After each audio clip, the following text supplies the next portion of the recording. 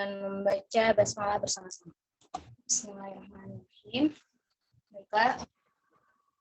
Baiklah, untuk rangkaian acara yang kedua yaitu inti berupa kajian Imawati dengan tema fikih nikah, yaitu terkait menjelaskan tahapan, ketentuan, dan segala hal yang berkaitan dengan pernikahan.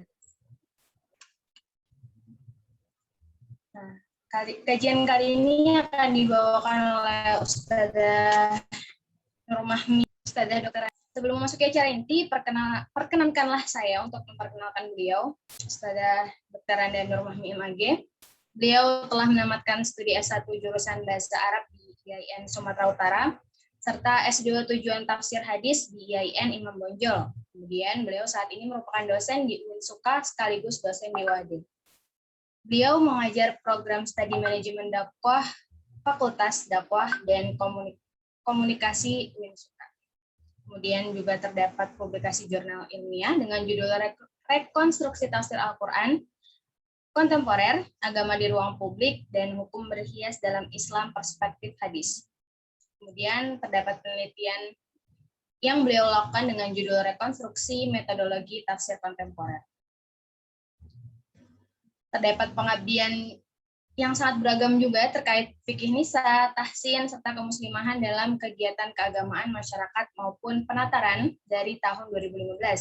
Kemudian di tahun 2020 juga diamanahi sebagai Dewan Juri Lomba Pidato Muhadharah Akhir Sanah Persada UAD. Insyaallah sangat banyak ya pengalaman dan pengabdian beliau. Baiklah, untuk mempersingkat waktu, langsung saja kepada Ustadzah Dr. Anda Nur Mahmi MAG, kami persilakan. Baik, terima kasih. Maaf Ibu tidak bisa melihat dengan jelas ini ya, karena terbatas karena Ibu terpaksa pakai handphone karena tiba-tiba kok laptop ini error. Oke, terima kasih. Assalamualaikum warahmatullahi wabarakatuh. Waalaikumsalam warahmatullahi wabarakatuh. Hamdan wa syukralillah, salatan wa salaman ala rasulillah, la hawla wa la quwata illa billah, asyhadu an la ilaha illallah wahdahu la syarikalah, wa asyhadu anna Muhammadan abduhu wa rasuluh la nabiyya ba'da. Puji syukur kehadirat Allah, sore hari ini kita bisa bertemu kembali untuk kesekian kalinya. Tiga atau keempat gitu ya. Lupa itu. Untuk bersilaturahmi, pertama-tama untuk silaturahmi, yang kedua untuk talabul ilmi, sharing informasi, sharing ilmu, sharing pengalaman mungkin kepada Anda semua pada sore hari ini. Salawat dan salam kepada Rasulullah Sallallahu Alaihi Wasallam beserta keluarga dan sahabatnya sekalian. Pertama-tama sekali lagi ucapkan terima kasih kepada IMM Al-Khawarizmi UGM yang sudah berkenan mengundang kembali Ibu pada sore hari ini untuk berdiskusi bersama, saling berbagi, dan topik sore hari ini seperti yang diminta oleh Mbak Dea dan Mbak Nurul, Ibu akan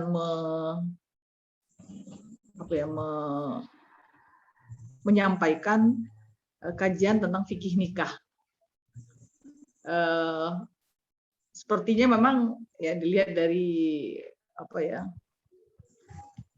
usia mungkin yang Anda yang sudah hadir di sini sudah sangat siap ya. Jadi ini kalau dalam di Aisyah itu ada sekolah pranikah gitu ya. Ada beberapa PDM itu dan Ibu biasa juga mendampingi, ikut membantu untuk mengisi kajian-kajian pranikah. Sebenarnya untuk memahami pernikahan secara utuh tidak cukup hanya satu kali pertemuan dalam durasi satu setengah jam gitu, nggak cukup karena banyak sekali persoalan-persoalan pernikahan yang menarik untuk didiskusikan. Tapi mungkin di kesempatan kali ini Ibu hanya akan memberikan semacam pengantar saja, tidak akan berdalam-dalam menyampaikan materi. Mungkin kita akan lebih nanti spesifik mengkaji itu dari pertanyaan ya. Kalau di waktu-waktu sebelumnya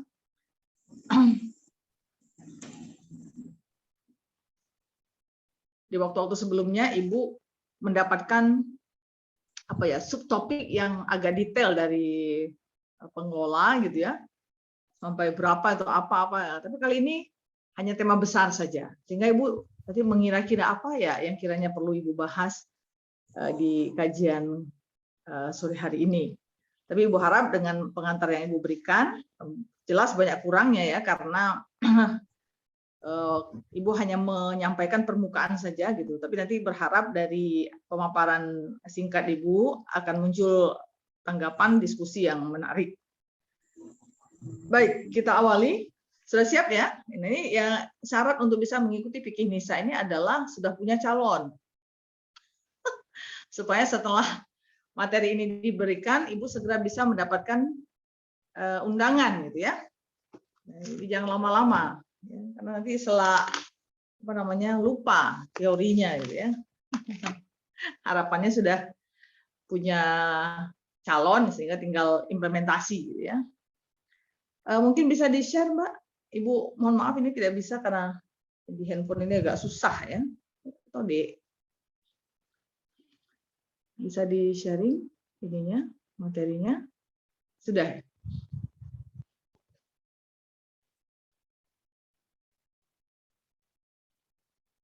Ini yang mendampingi Ibu Mbak Dea apa Mbak Nurul ya?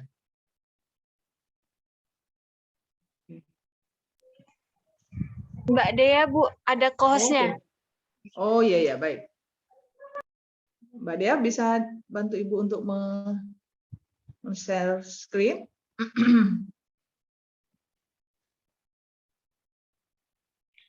Yang akan share screen sepertinya Mbak Reina, Bu. Soalnya saya bukan co-host. Oke. Udah ada co-hostnya. Udah jadi co-hostnya.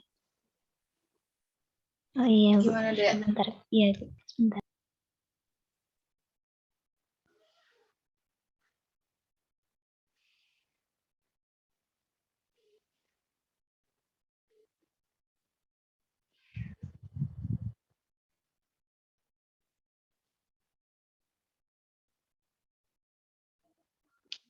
Sudah nampak deh.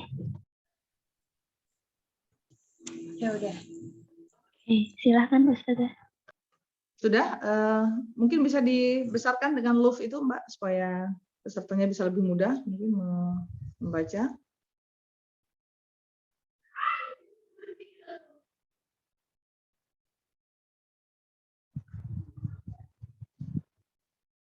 Baik.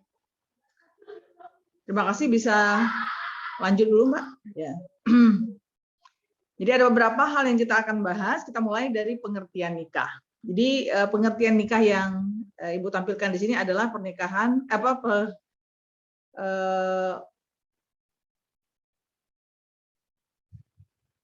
pengertian nikah yang Ibu ambil dari Undang-Undang Perkawinan dan kompilasi hukum Islam. Pernikahan yaitu akad yang sangat kuat atau mitsaqan ghalizan untuk mentaati perintah Allah dan melaksanakannya merupakan ibadah. Ya sebenarnya banyak ya definisi terkait dengan apa itu pernikahan. Secara bahasa nikah itu berarti akad, janji atau transaksi. Secara istilah ada juga yang mendefinisikan nikah itu adalah akad yang menghalalkan hubungan suami istri. Jadi kalau tidak ada pernikahan, maka hubungan suami istri itu menjadi haram. Jadi yang membedakan antara hubungan istri itu sebagai sebuah ibadah atau sebaliknya merupakan perbuatan maksiat adalah akad nikah atau nikah itu. Sebenarnya kalau dilihat-lihat yang dilakukan sama, tapi kemudian hanya gara-gara akad atau gara-gara nikah, hubungan itu bisa bernilai berbeda di sisi Allah. Kalau tanpa disertai akad nikah, perbuatan itu atau hubungan intim itu menjadi perbuatan maksiat, diharamkan, berimplikasi pada dosa, bahkan termasuk sebagai kategori dosa besar. Sebaliknya, jika hubungan intim itu diawali dengan akad nikah, dengan sebuah prosesi pernikahan, maka hubungan intim yang dilakukan oleh suami dan istri itu menjadi ibadah, berpahala. Ya, jadi itu bedanya. Jadi betapa pentingnya pernikahan itu karena akan memberikan nilai berbeda pada sebuah hubungan suami istri. Ya, jadi di sini yang perlu difahami, akad itu bukan sembarang akad ya. Dalam Al-Quran itu disebutkan itu sebagai mitsaqan ghalidha, perjanjian yang kokoh.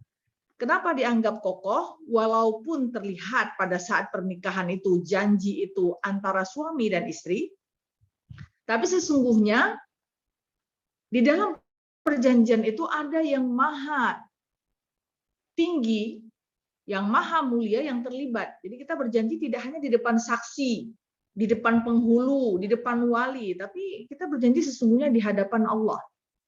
Jadi sebenarnya kalau orang menyadari sepenuhnya akad nikah itu seperti apa, maka ya perjanjian itu seperti apa kokohnya, maka akan sangat sulit ya pernikahan itu bubar hanya gara-gara hal-hal sepele, kebiasaan-kebiasaan yang tidak bisa ditoleransi, misalnya kebiasaan suami yang kalau sudah pakai anduk tidak pernah bisa menjemurnya, tapi meletakkannya begitu saja di atas kasur gitu ya.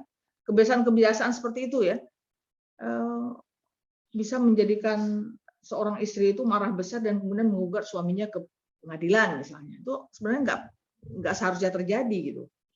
Kalaupun misalkan naudzubillah ya terjadi perceraian harusnya untuk hal-hal yang besar, misalnya suami pindah agama, suami tidak mau melaksanakan perintah Allah ya, tidak mau sholat dan sebagainya gitu, atau malah di dalam pernikahan itu dinodai oleh perselingkuhan, itu masih bisa dibenarkan lah. Tapi kalau halnya kebiasaan-kebiasaan kecil, suami yang maaf ya suka buang angin sembarangan, cara makannya tidak seperti yang diinginkan gitu ya, nah itu yang sulit diterima, mengingat pernikahan itu adalah perjanjian yang kokoh untuk mentaati perintah Allah dan nikah itu adalah ibadah. Itu yang harusnya difahami. Nah, lanjut, Mbak.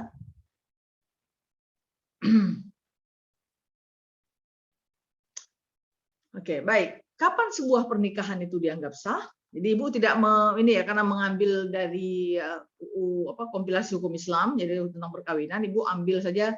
Jadi istilahnya bergantian ya, bisa perkawinan atau pernikahan. Itu sama aja. Ya. Jadi Ibu tidak bedakan antara perkawinan dan pernikahan. Perkawinan dan pernikahan dalam konteks ini Ibu anggap sebagai sesuatu yang identik. Pernikahan menurut KHI itu dinyatakan sah apabila dilakukan menurut hukum Islam. Jadi menurut hukum Islam nanti ada syarat dan rukun yang harus dipenuhi dalam sebuah akad nikah. Kalau pernikahan yang dilakukan tidak sesuai dengan hukum Islam, maka pernikahan itu dianggap tidak sah. Nah, indikatornya apa? Kita lihat rukun dan syaratnya. Baik, lanjut. Oke. Sebelum itu ya, nanti kita lihat rukun, kita lihat dulu apa tujuan pernikahan. Berdasarkan KHI pasal 3, Ibu harus benar-benar rujuk karena Muhammadiyah itu sangat ini ya, sangat sami'na wa ta'na ila uli amri. Jadi rujukan majelis tarjih dan tajdid itu benar-benar refer ke negara ya. Jadi tujuan pernikahan. Tujuan pernikahan itu satu. Ya. Bertujuan untuk mewujudkan kehidupan rumah tangga yang sakinah, mawaddah, warahmah. Nah, dalam hal ini, maaf Ibu lupa ya itu merujuk pada dalil ayat Al-Qur'an yang tertulis dalam surah Ar-Rum ayat 21 kalau tidak salah. Bisa dicek nanti ayat Al-Qur'annya. A'udzubillahi minasyaitonirrajim.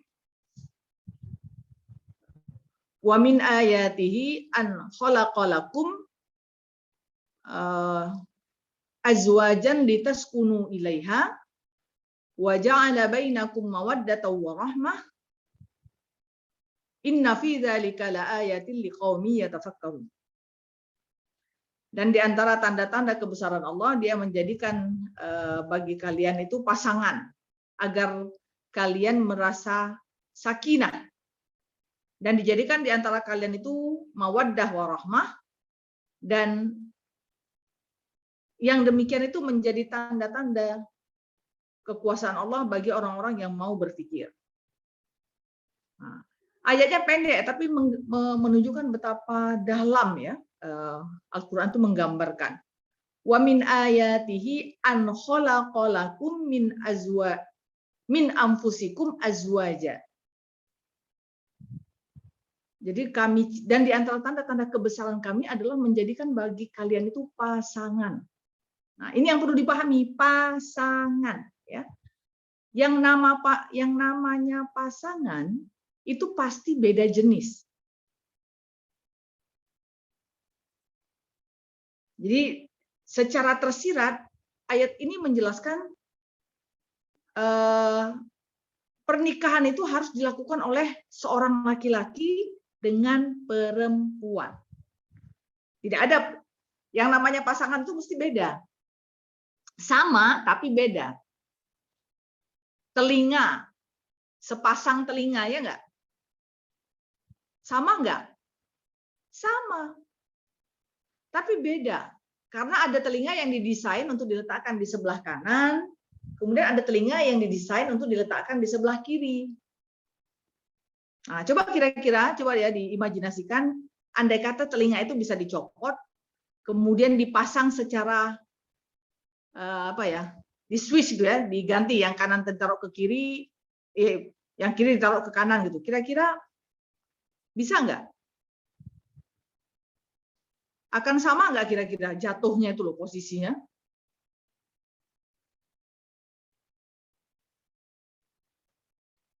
Jelas nggak bisa nempel dia karena sudah didesain begini. Kalau kita beli sepatu ya, sepasang sepatu ya, lagunya Tulus itu ya. Sepasang. Apa pernah ada yang beli sepatu sepasang, terus pas dibuka kotaknya isinya kanan semua atau kiri semua, ada nggak? Jelas nggak ada, karena kalau seperti itu namanya bukan sepasang. Jadi dalam hal ini Al-Quran secara tegas menolak pernikahan sejenis atau melarang pernikahan sejenis, walaupun banyak negara yang melegalkan, mungkin banyak, ada beberapa mungkin ya, tadi agak bombastis itu kalimatnya. Tapi Islam menolak dan melarang perkawinan seperti itu, bahkan dianggap sebagai sebuah perbuatan yang sangat keji, ya, sebagaimana direkam Al-Quran ketika umat Nabi Lut melakukan hal tersebut. Jadi mereka suka dengan sesama jenis, ya. Oke. Untuk menjadikan keluarga kalian sakinah, ya. Sakinah itu secara bahasa artinya tentram, damai, tenang, diam, banyak artinya. Jadi hubungan suami istri itu harus diupayakan sedemikian rupa sehingga satu sama lain itu merasa nyaman. Kira-kira itu. Nyaman satu sama lain. Singkat cerita, kenapa terjadi perceraian? Karena satu sama lain sudah merasa tidak nyaman. Dan kenyamanan dalam pernikahan itu bukanlah sesuatu yang taken for granted, ya, maksudnya pasti didapat, enggak. Sakinah adalah sesuatu yang harus diperjuangkan dari awal hingga akhir pernikahan. Ya, untuk diketahui oleh Ananda semua, pernikahan itu akan penuh dinamika. Ya. Mungkin di awal-awal gitu ya, pas apalagi sebelum menikah ketika masih sedang fall in love ya bahasanya itu, selalu yang terbayang indah, bagus ya, optimis ya, itu bagus, itu melahirkan sikap optimis dalam membangun sebuah keluarga. Tapi harus disadari pula bahwa berumah tangga tidak selalu smooth, tidak selalu mulus gitu ya, mesti ada gelombang pasang. Jadi orang sering menganalogikan pernikahan itu seperti kapal, ya. Yang kadang-kadang ketemu laut tenang, tapi kadang-kadang juga ketemu laut dengan badai dan gelombang besar. Itu ada fasenya, jadi nggak bisa tenang terus gitu ya. Oke, baik, nanti kita akan ulas lebih lanjut tentang mawaddah ini ketika kita ini. Lanjut, Mbak.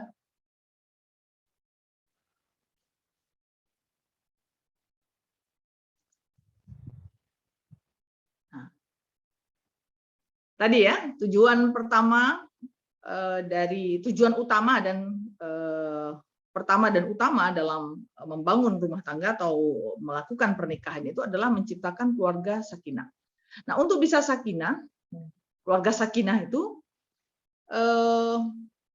ini tuh lompat ya, nomor satunya harusnya di enter tuh, nggak ke enter. Kenapa perlu keluarga sakinah itu dan bagaimana menciptakan keluarga sakinah itu?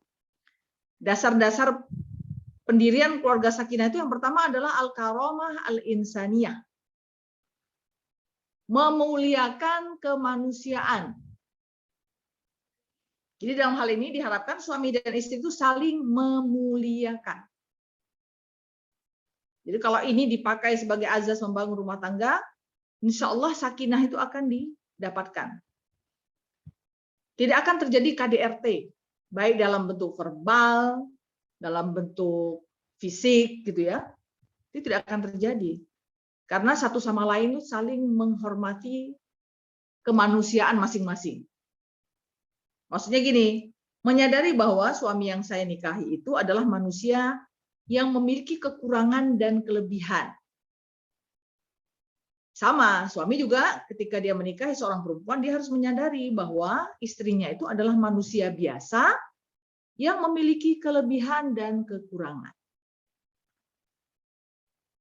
Ketika suatu saat ya kita menemukan kekurangan dari pasangan, maka kekurangan itu jangan dibesar-besarkan.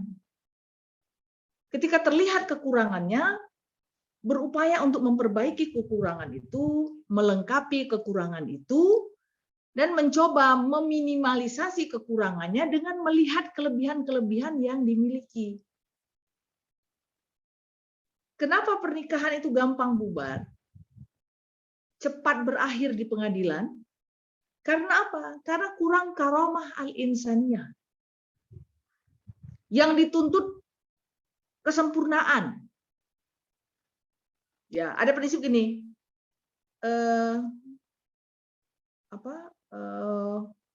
Dia harus menjadi seperti yang aku inginkan.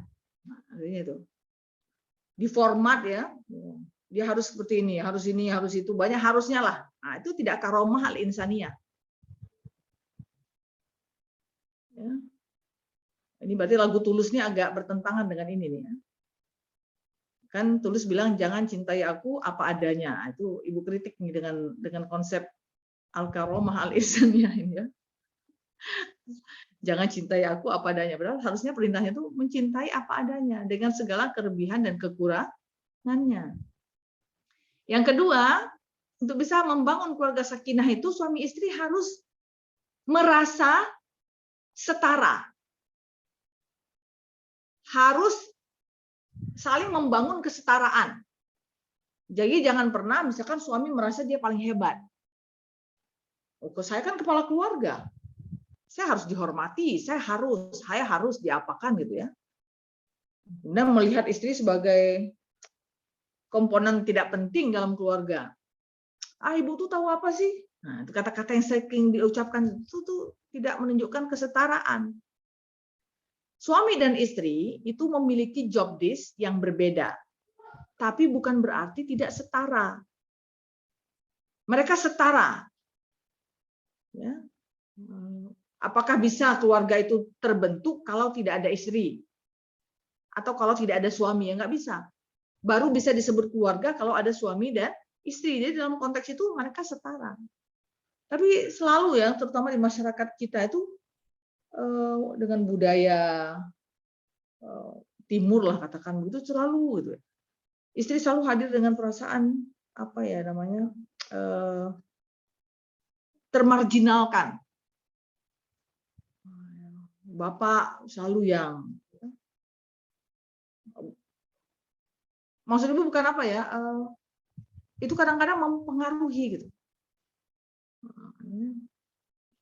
Ketidaksetaraan dalam keluarga itu bisa menyebabkan istri jadi sedih, kecewa, sakit hati. Nah itu kadang-kadang kalau tidak diatasi perasaan-perasaan begitu itu akan tiba-tiba meledak satu saat itu dalam konteks yang negatif gitu ya. Nah, jadi perlu ya membangun kesetaraan. Waduh misalkan gini, misalkan suami bilang, aduh apalah saya ini kalau nggak ada ibu, atau kalau nggak ada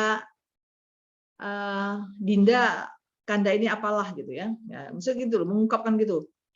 Aduh Mas, kayaknya kalau nggak ada Mas ini nggak sanggup loh Mas hidup itu, misalkan gitu. Kata kalimat-kalimat itu penting untuk menunjukkan kita itu sama, saling membutuhkan, seperti itu ya.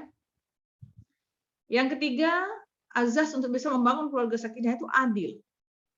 Adil itu apa? Bukan adil itu bukan sama ya. Dapat uang 500 semuanya 500, bukan, itu justru nggak adil seperti itu. Adil itu adalah menempatkan pada tempatnya, proporsional, itu adil. Misalkan dalam hal apa ya, berbagi pekerjaan. Ya ini Ibu tidak tahu kalau di sini ada mungkin ada apa ya, yang terlibat dalam aktivitas feminis misalkan.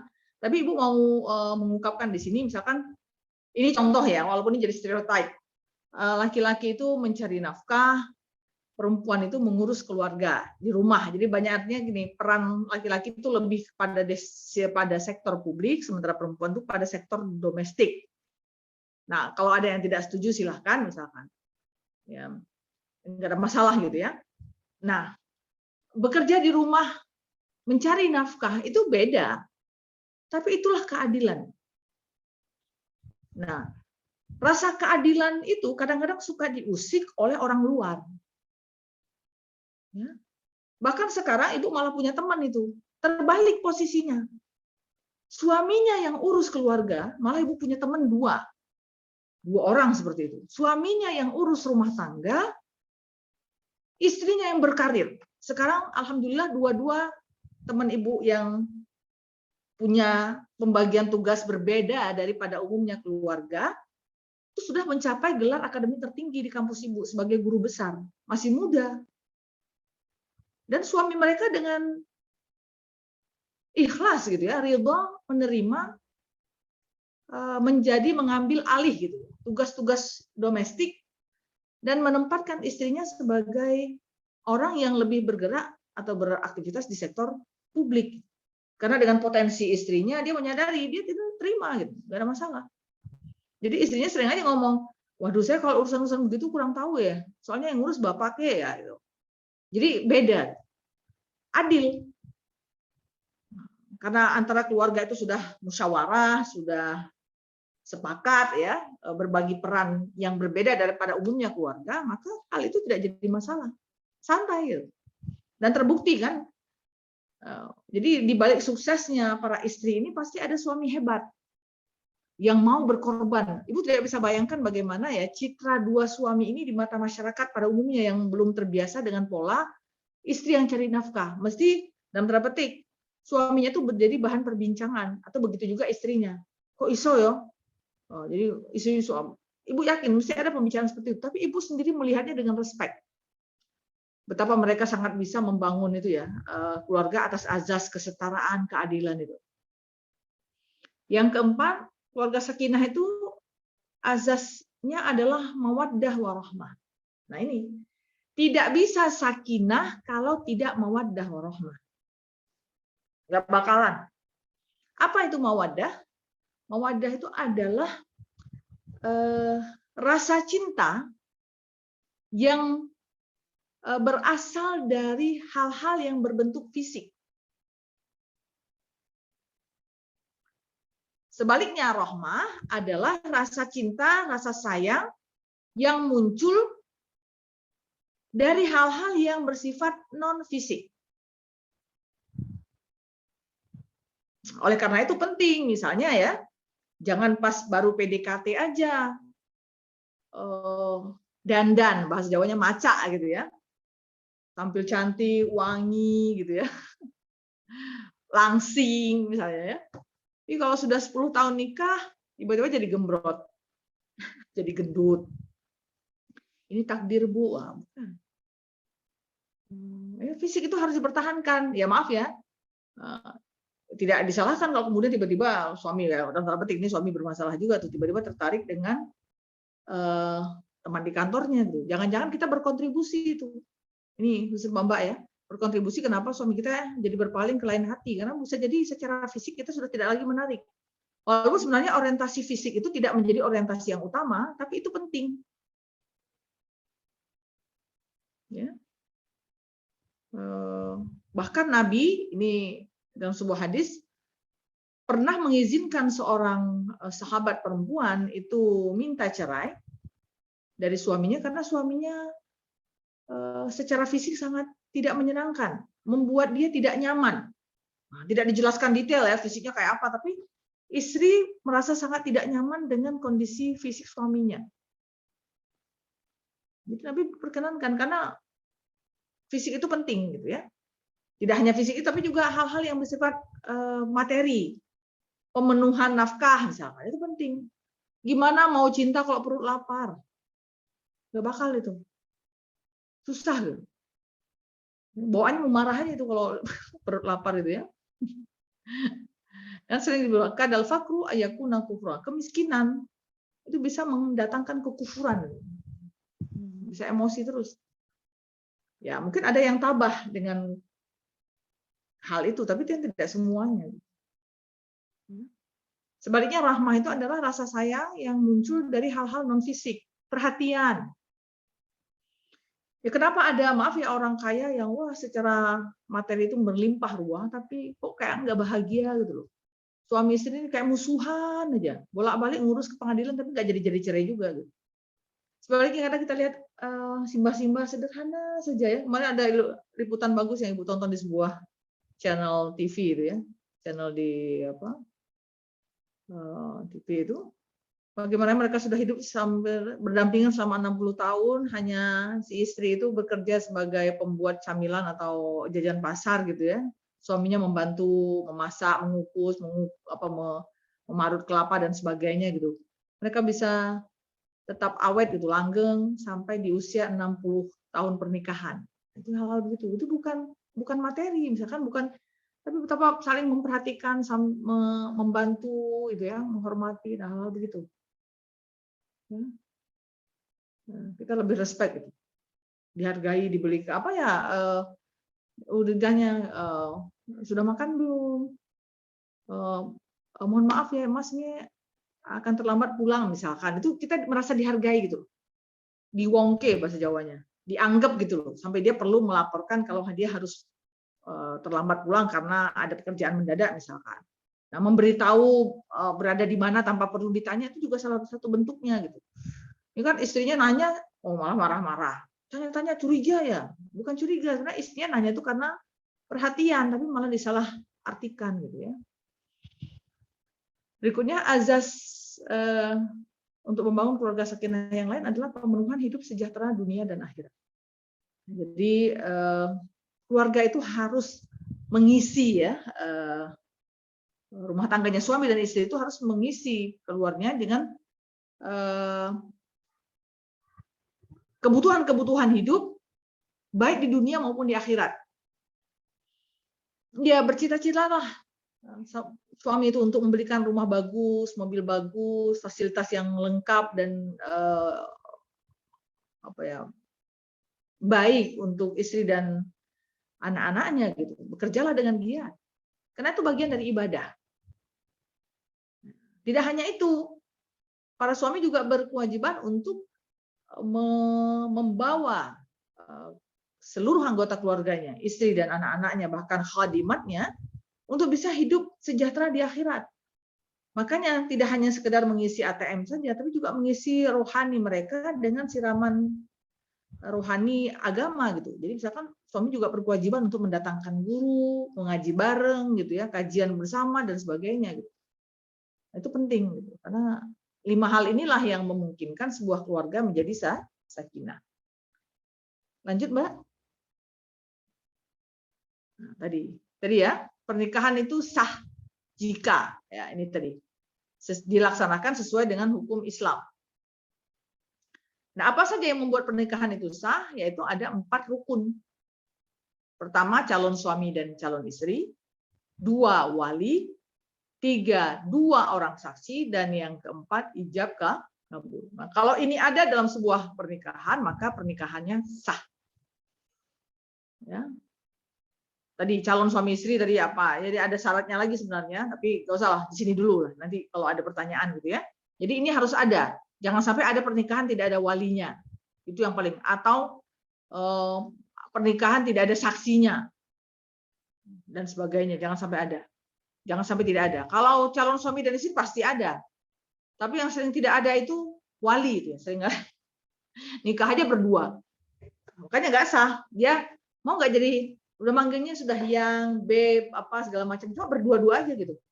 Terus ngontrak satu kamar, tinggal serumah, nggak ada wali itu. Nah, itu makanya nggak sah. Nggak ada wali, nggak ada saksi, nggak ada ijab kabul, itu yang sering terjadi. Tapi calon suami dan calon istrinya ada. Maka pernikahannya jadi tidak sah. Oke, ini nyindir ya.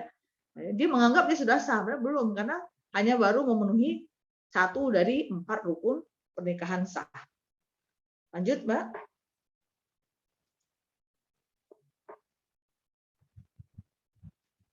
Syarat, misalnya gini ya. Untuk menikah, syaratnya calon suami dan istri itu harus beragama Islam. Balik, berakal, bukan muhrim, tidak dipaksa. Jadi kalau nikahnya di bawah paksaan, di bawah tekanan, nikahnya nggak sah. Syarat sah nikah itu ini. Tadi rukun sahnya nikah. Ini syarat sah nikah. Seperti sholat ya.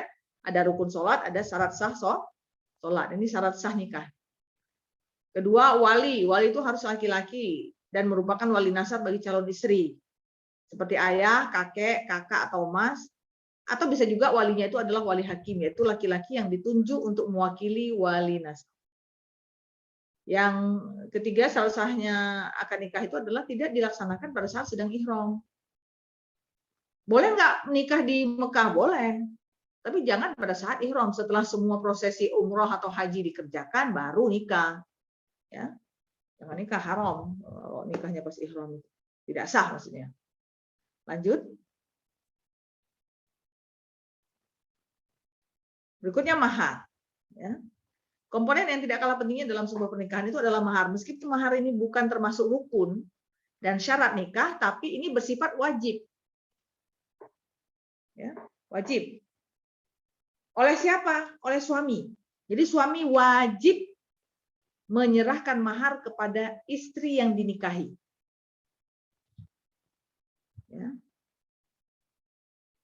Mahar memiliki fungsi sebagai ungkapan keseriusan dan tanda kasih sayang calon suami kepada calon istri. Jadi mahar ini juga menjadi simbol penghargaan untuk memuliakan, menghormati, dan membahagiakan calon istri. Diawali oleh seperangkat alat sholat, diakhiri dengan mobil Lamborghini misalkan ya. Ya kan? Dengan mahar seperangkat alat sholat dibayar tunai, nggak apa-apa. Tapi setelah itu berdatangan yang lain-lain itu. Berawal aja dari sebuah atau seperangkat alat sholat, tapi berakhir di rumah mewah misalkan ya.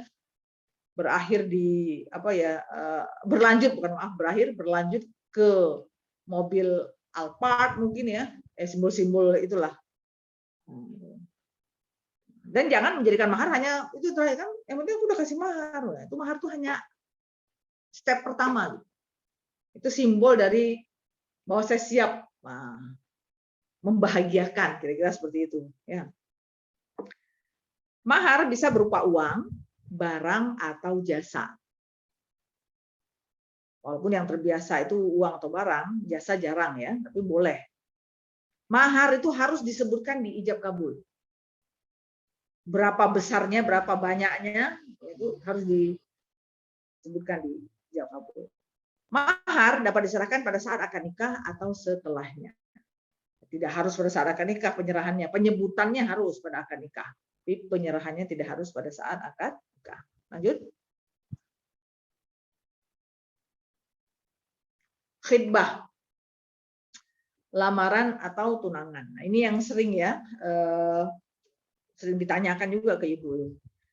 Nah, yang perlu difahami bahwa sebenarnya di dalam Al-Quran maupun hadis tidak ada nas yang tegas yang memerintahkan atau melarang lamaran atau tunangan. Jadi kaidahnya kalau tidak ada perintah dan larangan artinya boleh.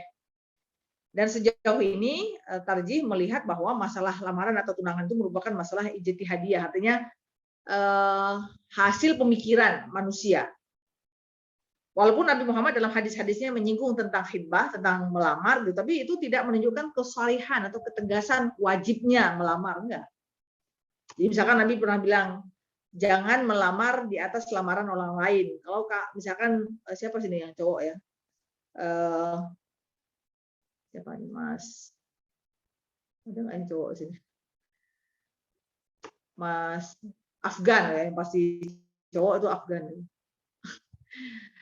Mas Afgan mau melamar seorang perempuan, dia harus pastikan dulu perempuan yang akan dilamar itu sedang tidak dalam lamaran orang, gitu. Jadi ya bukan sebelum janur kuning melengkung ya prinsipnya. Jadi kalau kita sudah, jadi sebelum kita melamar kita pastikan dulu gadis yang akan kita lamar itu belum dilamar orang. Kalau dia sudah dilamar orang kita nggak boleh melamar sampai perempuan itu memastikan dia akan menerima atau menolak lamaran. Kalau dia masih dalam status pikir-pikir, kita nggak boleh masuk, karena itu bisa mengganggu. Nah, di antara yang dilarang dilakukan oleh seorang muslim terhadap muslim yang lain adalah melamar gadis yang sudah dilamar oleh saudaranya. Itu nggak boleh. Ya. Nah, lamaran atau tunangan biasanya merupakan prosesi sebelum pernikahan. Dalam proses itu biasanya laki-laki meminang pihak perempuan atau sebaliknya agar pihak perempuan atau pihak laki-laki bersedia menjadi istri atau suaminya.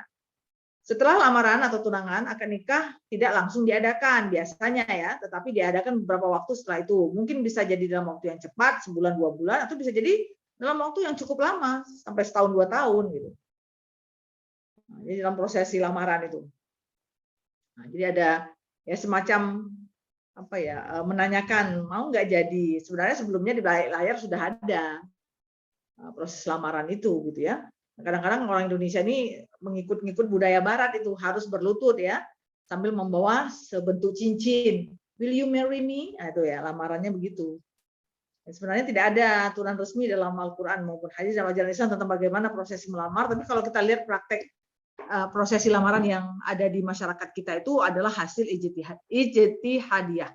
Jadi kalau pas lamar bawa ini, bawa rombongan, bawa macam-macam, itu semuanya ijtihad, bukan berdasarkan petunjuk agama. Tapi selama itu tidak maksiat, tidak mudarat, nggak ada masalah. Jadi prinsipnya kalau tidak ada perintah dan larangan, maka hukum melakukan sesuatu itu boleh. Cuma yang jadi persoalan adalah seringkali gini nih, sudah dilamar, sudah nunggu setahun, tiba-tiba bubrah. Nah, itu. Sementara pada saat lamaran sudah bawa cincin, sudah bawa itu sering jadi masalah juga itu. Nanti pihak misalkan yang membatalkan perempuan gitu ya, laki-lakinya itu sering minta dikembaliin semuanya gitu. Bahkan beberapa kali itu sempat ricuh ya, bahkan berakhir dari pembakaran rumah itu. Pernah Ibu saksikan tuh. Jadi sudah lamaran, sudah tunangan, tapi tiba-tiba kemudian perempuannya jatuh cinta sama cowok lain yang lebih menjanjikan. Akhirnya dia menolak, membatalkan lamaran laki-laki yang sudah melamarnya. Ya, laki-laki ini tidak terima. Ya, meminta semua barang yang sudah pernah diberikan, bahkan segala macam hadiah yang pernah diberikan itu diminta semua. Karena nggak dikasih apa yang dilakukan oleh laki-laki yang kalap dan sakit hati ini, dia bakar rumah mantan calon istrinya. Itu kayak gitu itu. Karena sudah terlalu resmi gitu ya. Nah, ini seperti itu. Nah, harus dipikirkan juga dampaknya. Lanjut. Silakan, Mbak. Sorry. Lamaran. Kemudian kriteria. Layarnya hilangkah? Layarnya hilangkah? Screen-nya bisa terbaca nggak? Kayaknya udah nggak ada. Ibu lanjut ya, nanti menyusul ya screen-nya biar nggak lama, sudah jam 5 ini.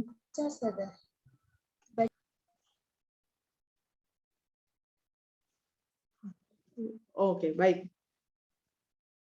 Kriteria calon suami atau istri, ini dia. Ini berdasarkan hadis ya. Tungkahul mar'atu li arba'atin li jamaliha wali maliha wali nasabiha wali diniha faztar bizatiddin taribat siada. Jadi pasti ketika akan menikah dengan seseorang, ini jadi kriteria nih. kecantikan, ketampanan, kekayaan, keturunan, agama, dan kesepadanan. Tapi hadis mengingatkan yang paling perlu prioritaskan dalam memilih calon suami istri itu adalah agama ya. Jadi ibu kutip Hamka itu ya. Jadi dia mau mengistilahkan ini dengan falsafah 1000. Terutama 4 poin yang ke atas itu loh. Kekayaan itu kecantikan itu hanya bernilai 0, kekayaan itu nilainya 0, keturunan itu nilainya 0. Agama bernilai 1. Nah, jadi agama itu yang memberi poin pada poin-poin yang lain. Ketika seorang calon itu agamanya baik dan kaya, maka poinnya jadi 10. Ketika calon itu agamanya baik dan keturunan kiai, kaya pula, maka nilainya jadi 100. Ketika calon kita itu agamanya bagus, keturunan alim ulama misalnya, punya harta yang cukup banyak, ganteng pula, wah jadi 1000 dia. Ini agak susah ya. Tapi apapun itu, jangan lupa agama itulah yang memberi nilai kepada faktor-faktor yang lain atau kriteria yang lain. Jadi kalau calon kalian itu tampan, kaya, keturunan ningrat misalnya, tapi agamanya baca Quran nggak bisa, sholat nggak ngerti gitu ya, wah, zong. 0,3 sama dengan 0. Itu yang matematika mesti paham itu. Apakah punya nilai 30 itu? Nggak ada nilainya. Agama itu penting untuk membuat yang lain menjadi punya nilai. Ya. Kalau ditanya apa yang paling penting, ya tergantung selera ya. Ibu tidak bisa patok, tapi yang apapun yang kalian pilih, cek dulu agama. Ibu secara bercanda di rumah kan, karena ada anak ibu yang sudah selesai S1, alhamdulillah baru selesai. Anak ibu juga suka kritik dia. Bunda diundang kajian di mahasiswa sains, kamu nggak ikut dulu, nggak pernah terdengar ikut IMM gitu, ketawa itu. Tadi sempat ngecek ini kawan kakak ini, anak ibu kuliah di biologi, baru selesai Agustus kemarin. Nah itu bercanda tuh, kalau kamu bawa calon, ibu bilang gitu ya, dia harus ketemu ibu untuk tes 2. 1, tes baca Al-Quran, yang kedua tes praktek ibadah. Ibu nggak akan tanya itu kerja di mana, anak siapa, gitu, itu nggak akan nanya. Nah, artinya bagi ibu agama itu penting. Ya, paling penting itu agama. Kalau dia ngajinya fasih, kalau bagus lagi hafal Quran. Kalau bisa lagi hafal Quran. Sholatnya tertib, bacaannya fasih, nah, maka sudah cukup. Insya Allah rezeki akan datang, dia akan menghasilkan keturunan yang baik, gitu ya. Kalau cantik itu kan relatif ya, ganteng itu relatif. Yang pasti itu kan jelek ya. Kalau jelek itu pasti. Yang relatif itu cantik dan tampan. Jelek itu absolut gitu ya. Dan yang terakhir kriteria itu sepadan, sekufu. Kalau bisa usahakan cari calon itu yang secara ekonomi setara, secara pendidikan setara gitu loh. Jangan terlalu jauh gapnya. Ya, jangan seperti itu mencintai anak CEO ya sama office girl gitu kan, kejauhan. Nanti dihina, disakiti, direndahkan gitu ya. Cari yang sekufu lah. Cari yang wawasannya lebih kurang sama lah, sama-sama S1 misalkan ya. Kalaupun terpaksanya ya SMA lah, jangan yang kejauhan, nanti susah gitu ya. Dari sisi pendidikan, dari sisi kekayaan, mungkin dari sisi apapun lah, sebaiknya cari yang sekufu. Sekufu ini bukan ibu ya, tapi agama. Jadi karena memang secara psikologis, misalnya maaf, dari kalangan biasa masuk ke kalangan raja misalkan, itu kan langsung beban banget ya, yang harus makannya gimana, jalannya gimana, itu harus dipikir kan. Tapi kalau kita sama-sama dari kalangan biasa kan santai, nggak terbebani. Ini makan aja memikir nih, sendok mana yang mau saya pakai untuk makan salad? Sendoknya aja 8 sendiri gitu ya. Sendok sup beda, sendok salad beda, sendok ini apa, sendok puding beda gitu ya. Jangan sampai salah sendok. Hanya gara-gara sendok aja kita bisa nggak tidur itu. Kalau kawin sama keluarga ningrat, apalagi keluarga ningrat dari Inggris kan, tambah beban aja. Belum lagi dengan segala. Coba lihat bagaimana kemudian siapa ya adiknya Pangeran Harry, William ya? Terbalik ya. William atau Pangeran Harry? Kemudian rela melepaskan gelar kebangsawanannya untuk bisa hidup nyaman seperti rakyat jelata itu. Nggak sanggup. Kita aja yang di luar enak ya merasa melihat, wah enak aja jadi anak raja. Tapi yang mengalami tidak selalu seperti itu. Gitu. Malah tersiksa itu. Malah mau rela melepaskan gelar ningratnya untuk bisa hidup nyaman sebagai manusia biasa, sebagai rakyat jelata. Gitu ya. Selanjutnya.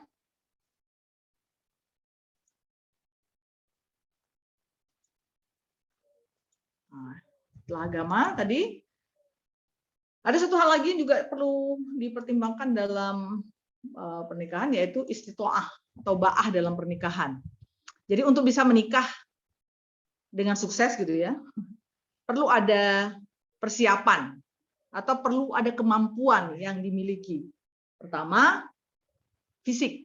Jadi kan ada hadisnya tuh, man istata'a minkumul ba'ah falyatazawwaj.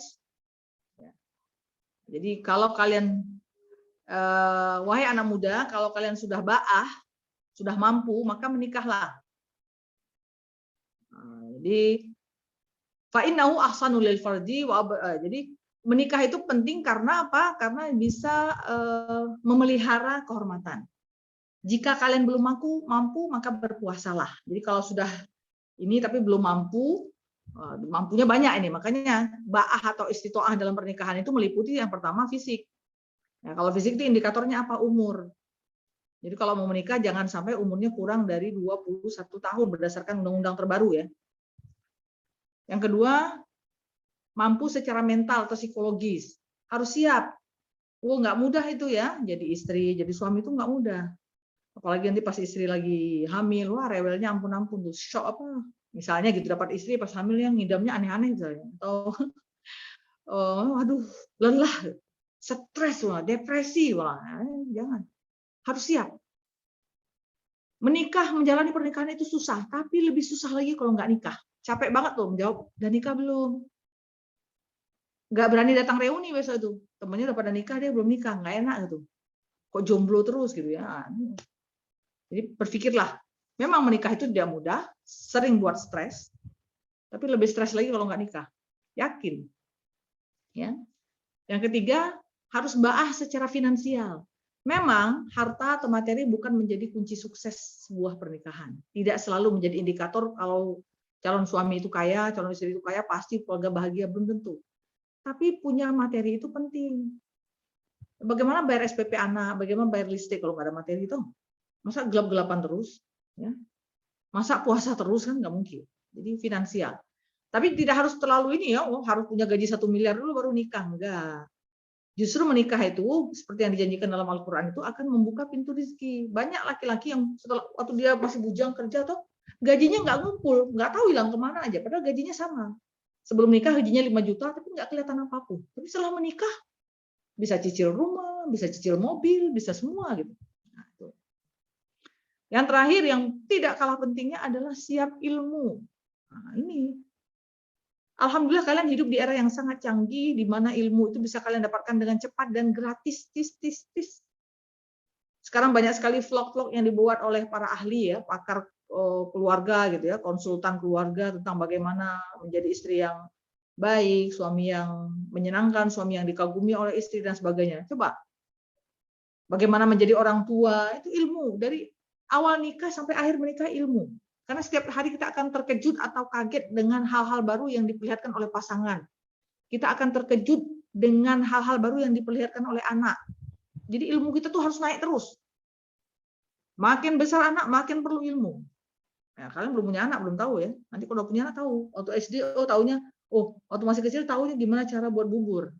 Nanti udah besar, tahu gimana anak gitu. Ilmu terus. Ibu punya satu vlog yang ibu ikutin ya, secara rutin tentang bagaimana menjadi ibu, menjadi istri itu ada. Nah, sekarang ibu lagi sangat ini sama Dr. Aisyah Dahlan gitu ya. Walaupun ada yang ustaz-ustaz yang lain ibu ikutin, tapi diikutin ibu Bunda Eli yang dari psikologi UI gitu ya, ibu ikutin itu vlog-vlognya gitu. Karena membantu. Jadi ilmu agama itu akan menjadi lebih baik kalau dikonfirmasi dengan ilmu umum. Jadi kayak mereka itu ya, ilmu tentang otak, tentang psikologi gitu ya. Jadi bahwa otak laki-laki dan perempuan beda, istri begini, suami begitu. Jadi kita harus paham. Kadang-kadang nggak paham gitu. oh ternyata suami saya itu tipenya ini ya, dia sukanya begini, sementara saya sukanya begitu. Jadi sering salah paham gitu. Kepeduliannya karena dalam bentuk begini, kita berharap dia peduli dalam bentuk begitu, jadi nggak ketemu gitu. Karena apa kita nggak ketemu? Karena kita nggak paham. Ternyata secara sains otak laki-laki dan perempuan itu beda, sehingga kemudian di sana sini ada perbedaan yang kalau kita tidak paham itu bisa memicu konflik keluarga. Tapi kalau kita paham kita jadi tasamuh, toleran. Maka perlu ilmu ya. Terakhir, walimatul urus. Pernikahan ini sebelum, kalau tadi masih banyak ya, tapi sudahlah sampai di sini dulu, kita buka diskusi nanti. Jadi resepsi pernikahan yang perlu diingat bahwa melakukan lawinatul urus hukumnya wajib dengan tujuan apa? Untuk menunjukkan kegembiraan, memperkuat komitmen, mengharapkan doa agar pernikahan menjadi langgeng. Karena kan para undangan yang datang selalu semoga sakinah mawaddah warahmah ya, semoga kalau ada 5.000 orang yang mendoakan, insya Allah sakinah lah ya. Menghindari fitnah yang mungkin muncul disebabkan oleh ketidaktahuan masyarakat, gitu ya. Walimatul urus sebaiknya dilakukan sesuai dengan kemampuan finansial sahibul hajah. Nah ini yang sering. Jadi maaf ya, perempuan itu ketika akan menikah itu kena satu sindrom, namanya sindrom Cinderella kompleks. Suka alih berhayal mau nikah dengan gegap gempita, di gedung mewah, dengan makanan bagaimana, dengan pelaminan bagaimana. Jangan bebani orang tua dengan keinginan-keinginan kita yang nggak penting itu loh. Baju aja sekian juta gitu ya. Iya sudah disewa saja untuk 1 hari, kenapa harus jahit itu loh. Sewa paling 500.000, tapi kalau jahit bisa 3 juta. Hal-hal begitulah, ingin semuanya seragam, padahal kemampuan finansial tidak memungkinkan, akhirnya berhutang dan seterusnya ya. Jangan sampai. Jadi Nabi bilang aulimu walau bisyatin. Berwalimahlah, penting walimah itu untuk alasan-alasan yang tadi sudah Ibu sebutkan, walaupun hanya dengan 1 ekor kambing saja. Jangan sampai berhutang. Kalau bisa nabung, ya. Tapi menurut Ibu tidak bijak juga menabung bertahun-tahun untuk kemudian dihabiskan dalam 1 hari, daripada menghabiskan hanya untuk walimah 1 hari itu. Kenapa tidak menjadikan uang tabungan itu sebagai modal awal untuk membangun keluarga, buka usaha dan sebagainya. Ya.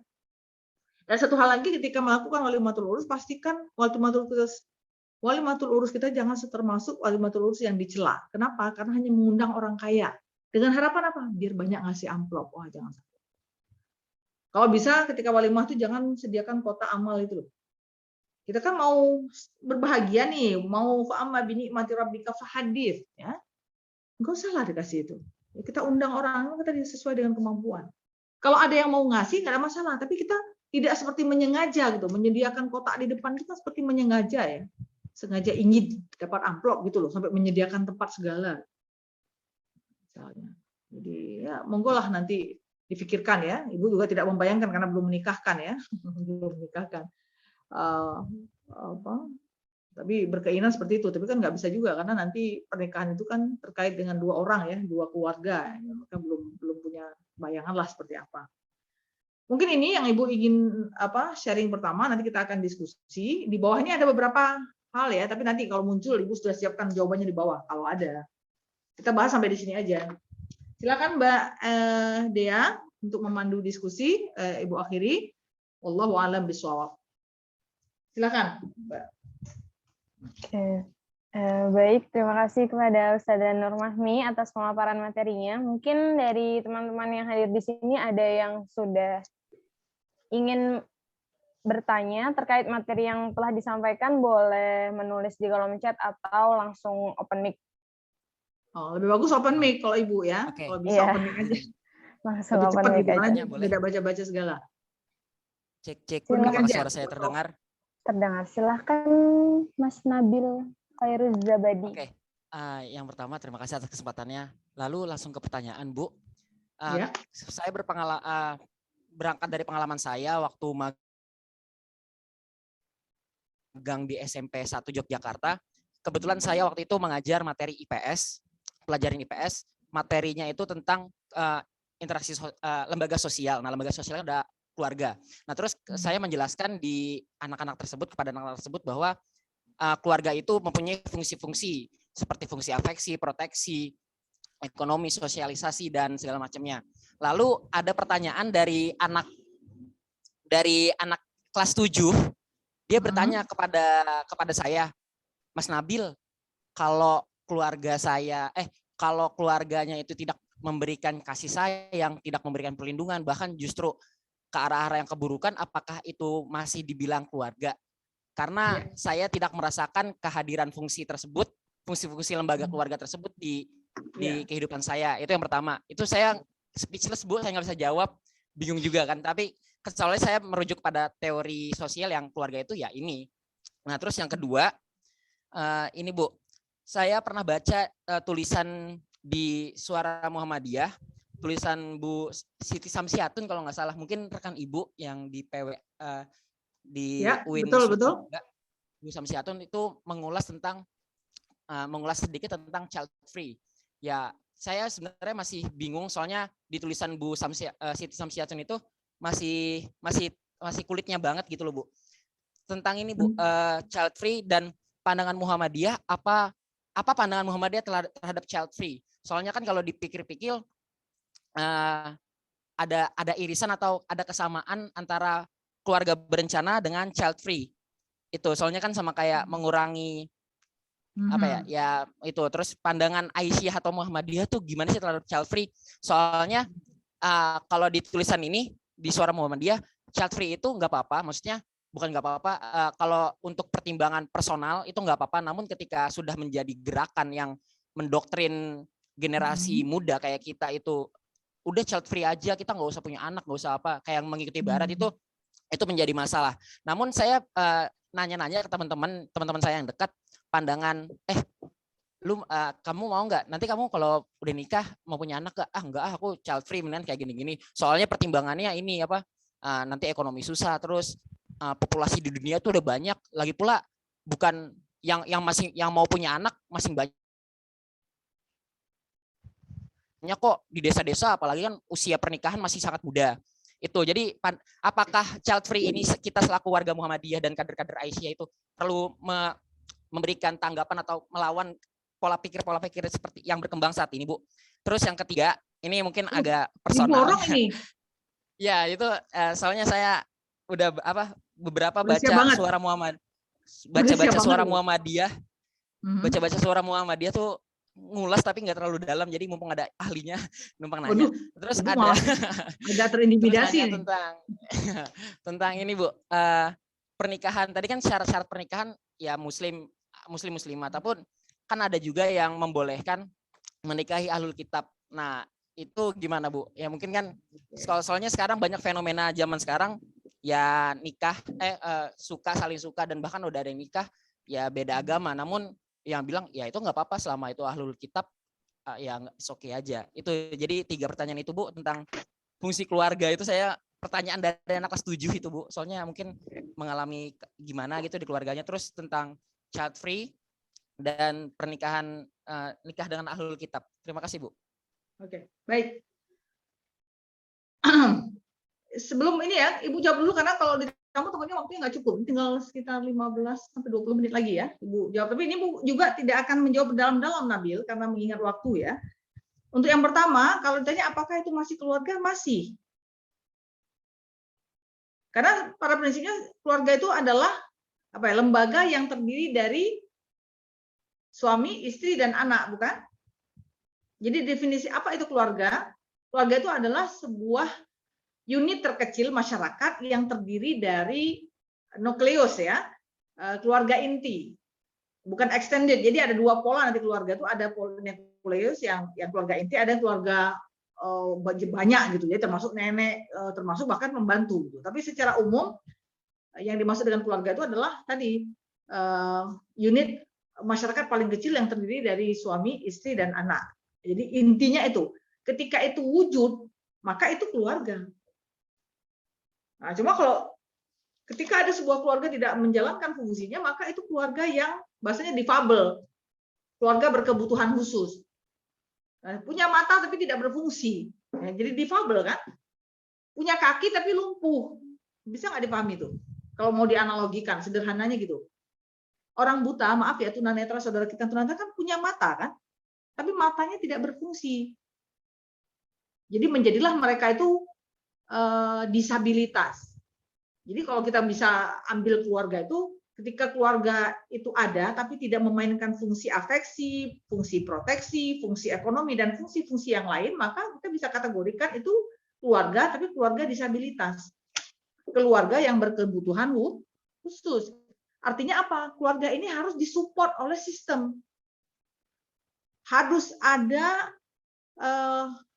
otoritas lain yang kemudian menjadi mitra, lebih tepatnya gitu, untuk memberikan peran-peran yang tidak dimainkan di keluarga itu kepada anggota keluarga.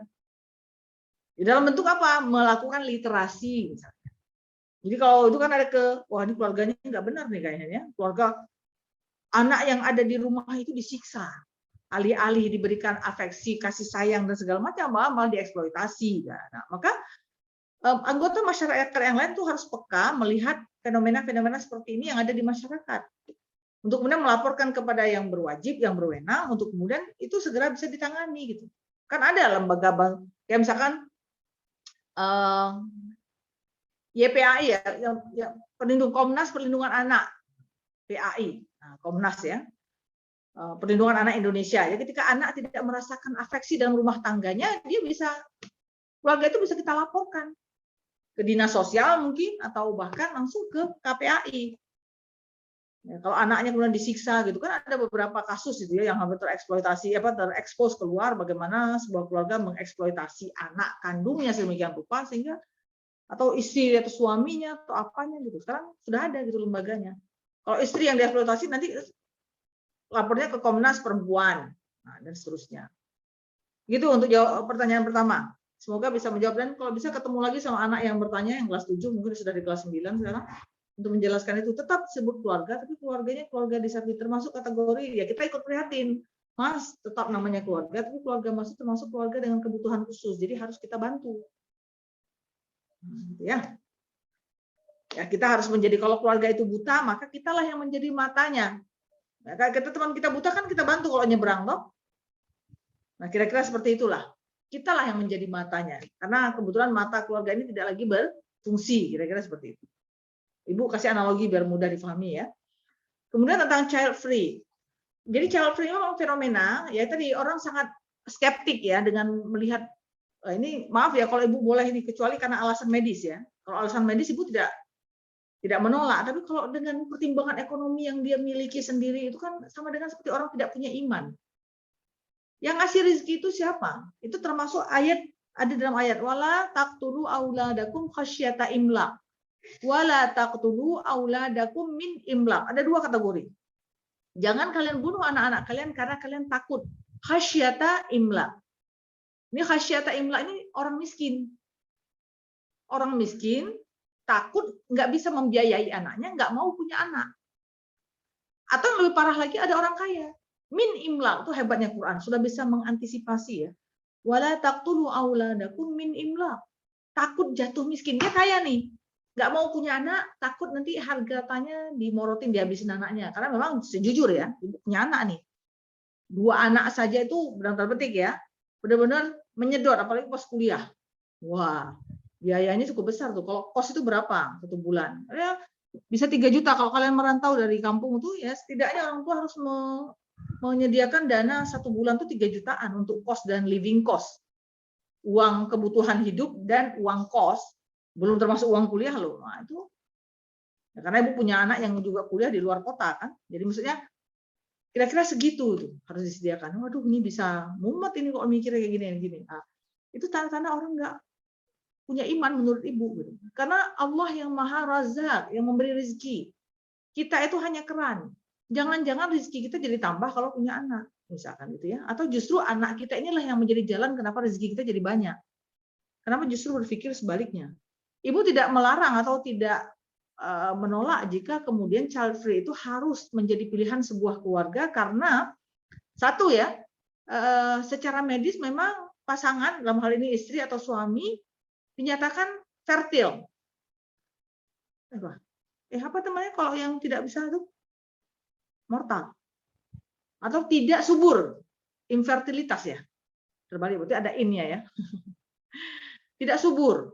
Atau kalau dia hamil akan ada resiko. Misalnya ibu itu mengalami penyakit lain kelainan darah.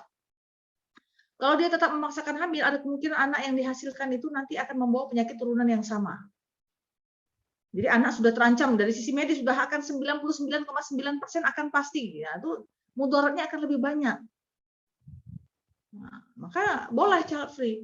Atau ibu mengalami pengentalan darah, tiba-tiba suka darahnya kental, bisa dibayangkan tiba-tiba kan soalnya bayi itu kan plasentanya itu kan darah itu. Kalau tiba-tiba darah kental terus berhenti terasup ke anak, apa nggak terjadi itu? Dan sebagainya lah. Jadi pengalaman ibu hamil itu berkali-kali kemudian sampai yang terakhir itu mengancam jiwanya, maka kemudian akhirnya diputuskan udahlah kita nggak usah punya anak saja. Nah, child free dalam alasan-alasan seperti ini bisa dibenarkan, malah wajib diambil karena itu sudah menyangkut apa ya? Kalau maqasidus syariahnya atau apa ya? Maksud hukumnya adalah menjaga nafs, menjaga jiwa istri dalam hal ini yang akan menanggung resiko sangat berat jika dia harus hamil. Maka suami walaupun dia sangat ingin punya anak itu harus rela mengambil sikap setuju pada child free. Karena sesungguhnya kebahagiaan itu akan semakin sempurna dengan kehadiran anak. Tapi bukan berarti kalau tidak anak tidak bahagia. Itu kan kita ya, kitanya yang akan menentukan atau membuat menghadirkan bahagia itu. Baik dengan anak atau tanpa anak. Tapi kalau alasan-alasan finansial, takut miskin, takut nggak bisa membiayai, ibu tidak bisa terima kalau child free-nya gara-gara pertimbangan.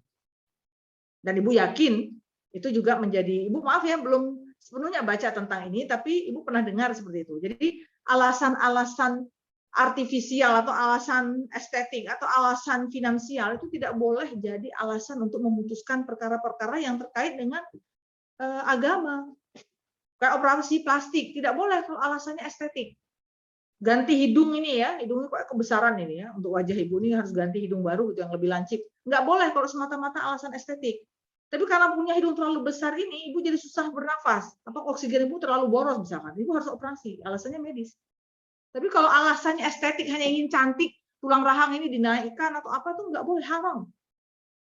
Tapi itu alasan, karena maaf ya ibu mengalami kecelakaan parah, rahang ini patah, kalau tidak dinaikkan maka akan terganggu ya fungsi mengunyah, pencernaan, belum lagi nanti secara psikologis akan mengganggu penampilan ibu dan membuat anak ibu jadi takut melihat ibunya, maka ketika itu ibu wajib operasi plastik.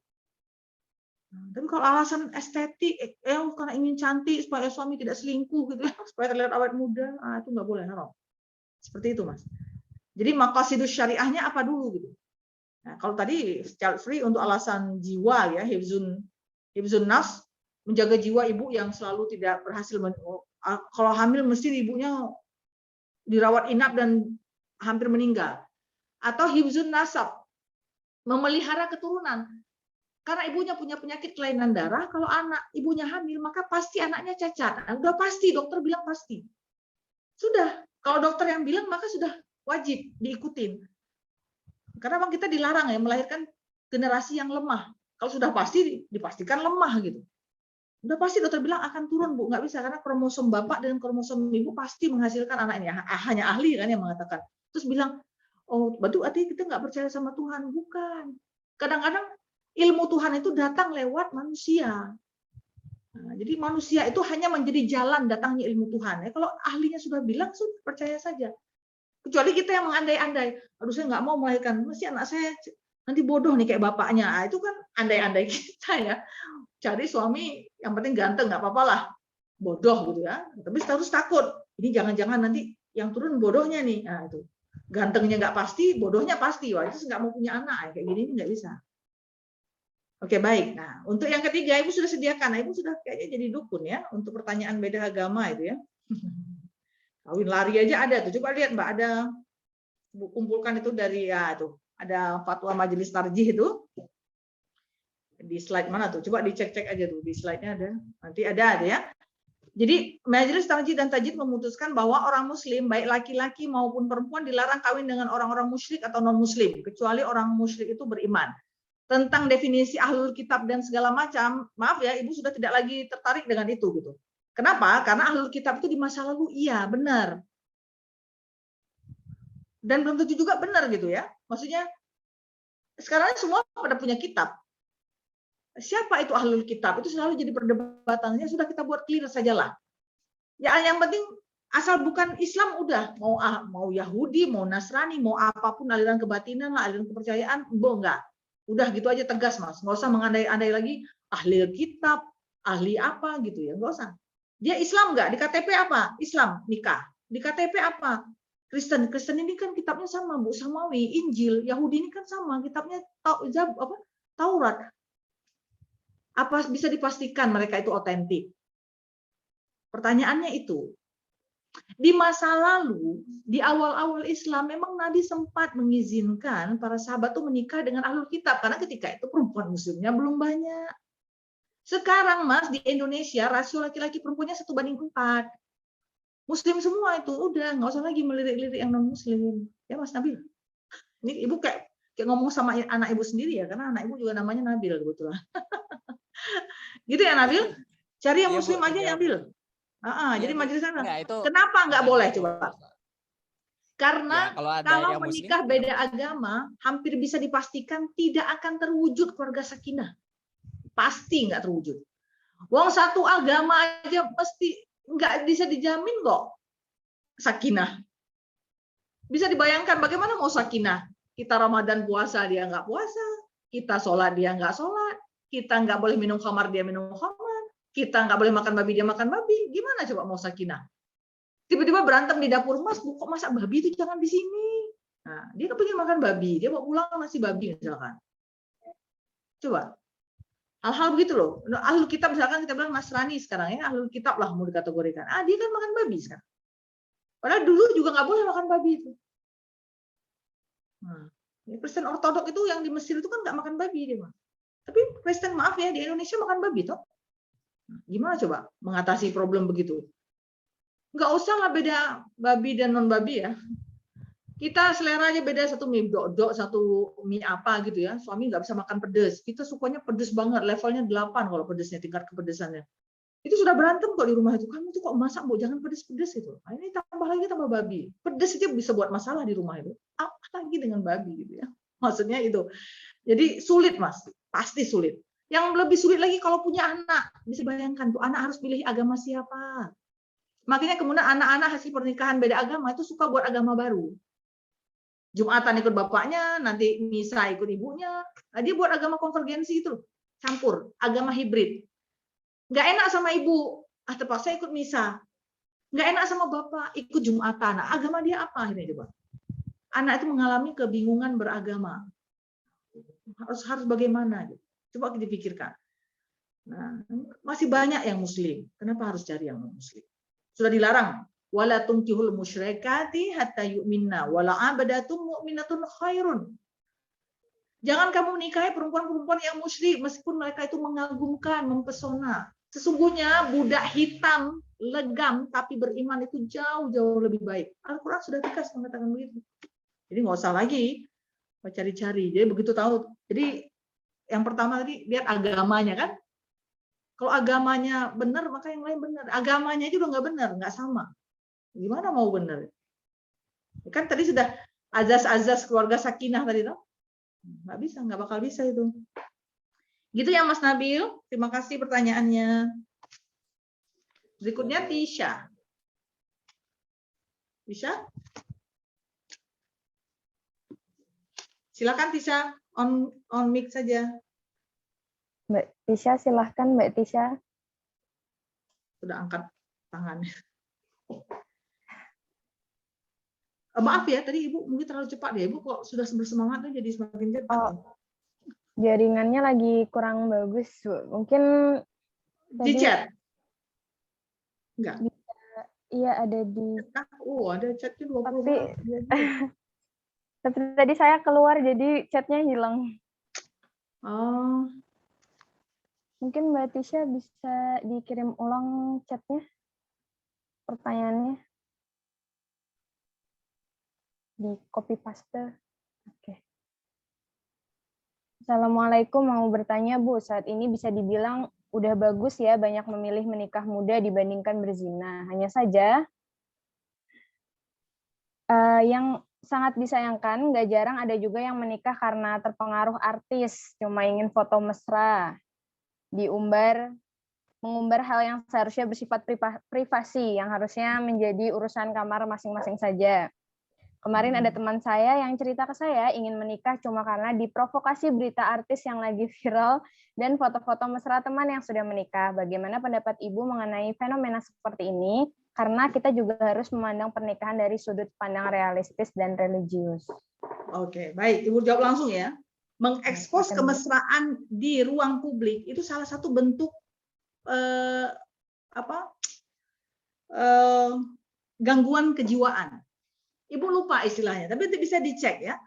Jadi sesungguhnya mengekspos kemesraan di depan di ruang publik itu sesuatu yang menunjukkan ada masalah kejiwaan pada diri pelakunya. Jadi kalau orang itu normal dalam tanda petik, dia tidak akan melakukan itu.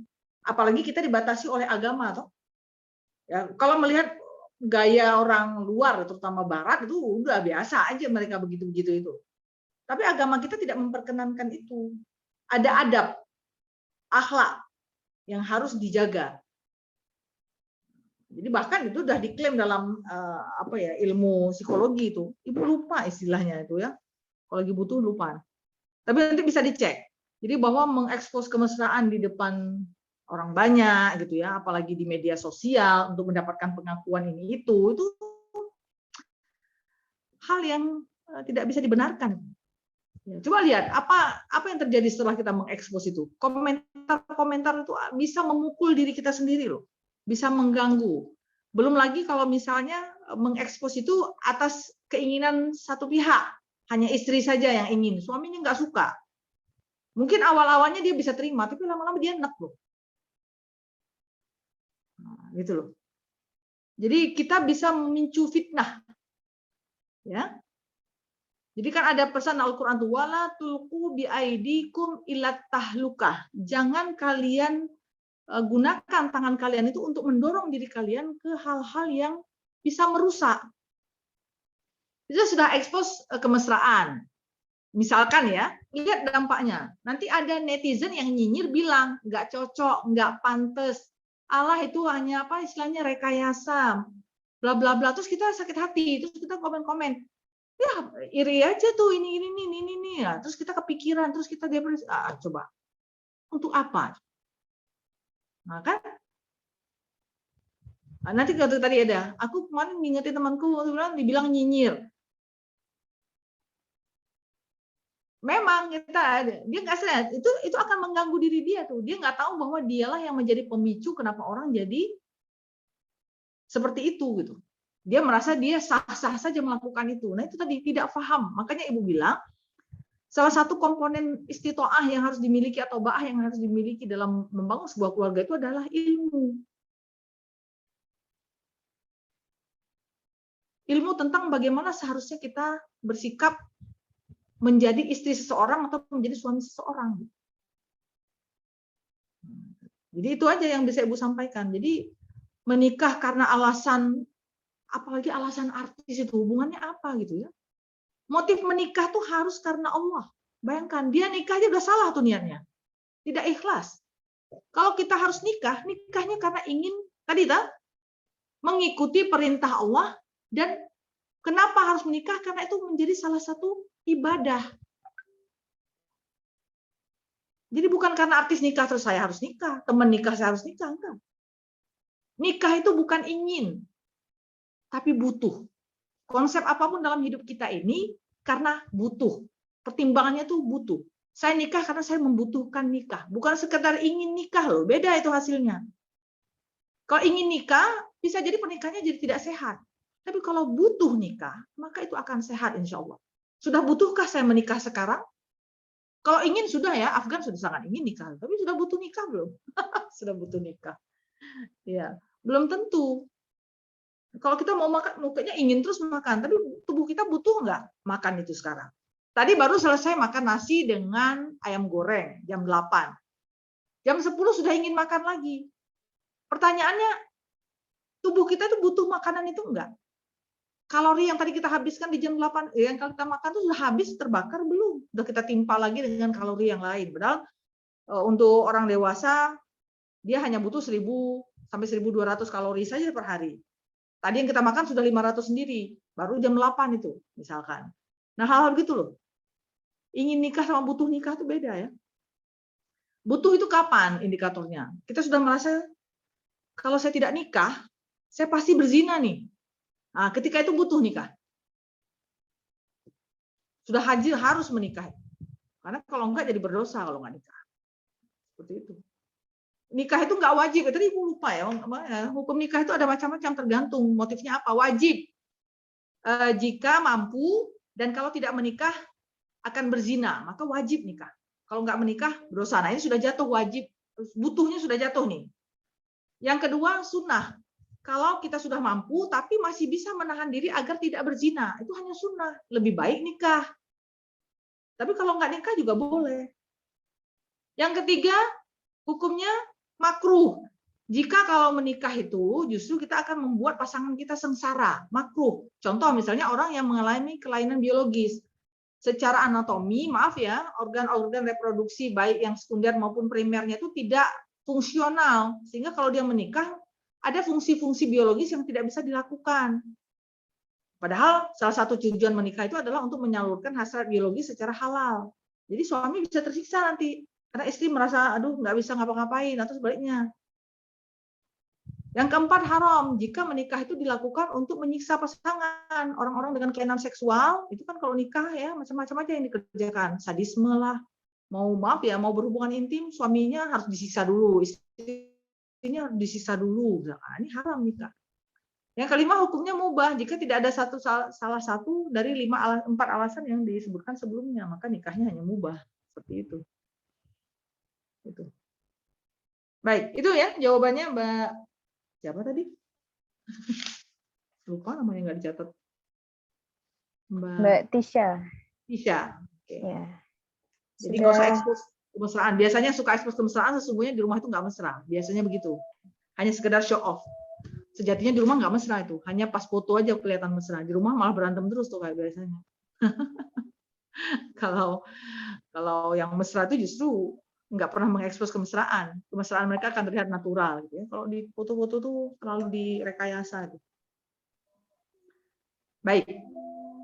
Wah, sudah azan ini ya, sayang sekali.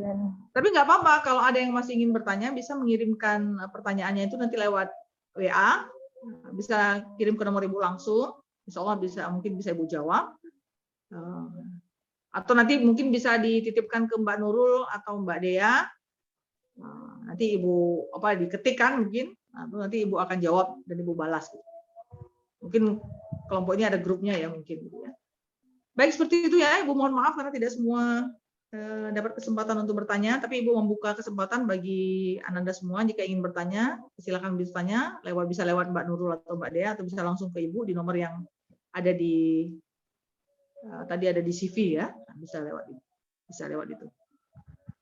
Baik, demikian, terima kasih sekali lagi kepada IMM Al-Khawarizmi UGM atas kesempatan yang diberikan untuk bersilaturahmi sore hari ini. Terima kasih sekali lagi.